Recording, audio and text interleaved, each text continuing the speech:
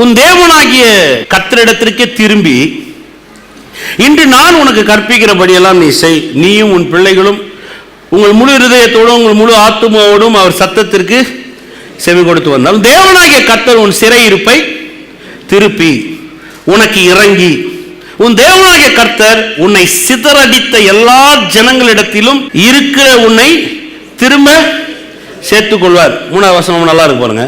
உன் தேவனாகிய கர்த்தர் உன் சிறையிருப்பை திருப்பி உனக்கு இறங்கி உன் தேவனாகிய கர்த்தர் உன்னை சிதறடித்த எல்லா ஜனங்களிடத்திலும் இருக்கிற உன்னை திரும்ப சேர்த்துக் கொள்வார். அப்ப கர்த்தருடைய வேலை என்ன?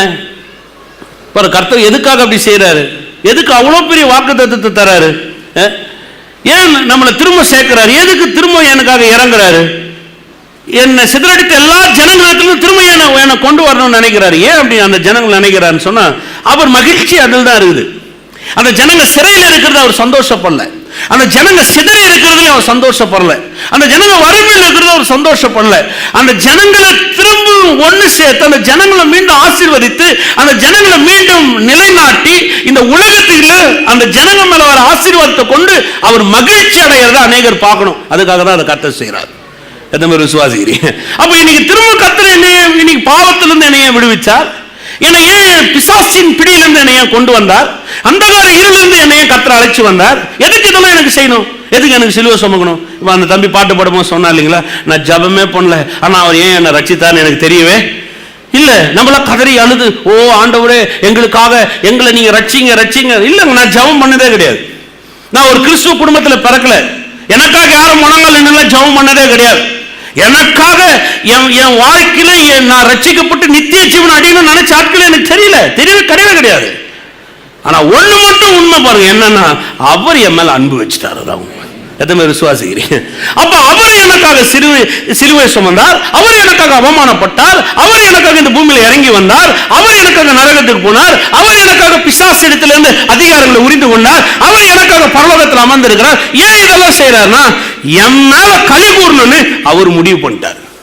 எத்தனை விசுவாசிக்கிறீங்க? சொல்லுங்க. என் மேல களி கூறணும்னு அவர் முடிவு பண்ணிட்டார். அப்ப நான் செழிக்கிறது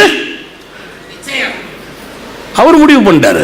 அப்ப நான் முன்னேறது அவர் முடிவு பண்ணிட்டாரு. அப்ப என் வாழ்க்கையில காரியங்கள் செய்து அவருடைய வேலை. இப்ப என்னுடைய வேலை என்னன்னா இந்த தேவனை குறிச்சு எண்ணங்களை வளர்த்துக் கொள்வதுதான் என்னுடைய வேலை. அதனாலதான் பாருங்க, கர்த்தரை குறிச்சு நிறைய யோசிக்கிறேன். ஒவ்வொரு நாளும் வாழ்க்கையில் எது ரொம்ப முக்கியம்னா, நம்ம தேவையில்லாத நிறைய வச்சுட்டு இருப்போம். தேவையில்லாதெல்லாம் போட்டு மண்டையை போட்டு நிறைய உழைப்பிட்டு இருப்போம். தேவையில்லாதக்கெல்லாம் போய் நேரத்தை செலவிட்டு இருப்போம். தேவையில்லாதக்கிட்டலாம் உட்காந்து பேசிட்டு இருப்போம். இது அவசியமே கிடையாது. ஏன்னா நமக்கு தேவையானது ஒன்றே, அது தேவன் மாத்திரமே. எதுவுமே விசுவாசிக்கிறீங்க? சங்கீதக்காரன் சொல்றான்ல, தேவையானது ஒன்றே.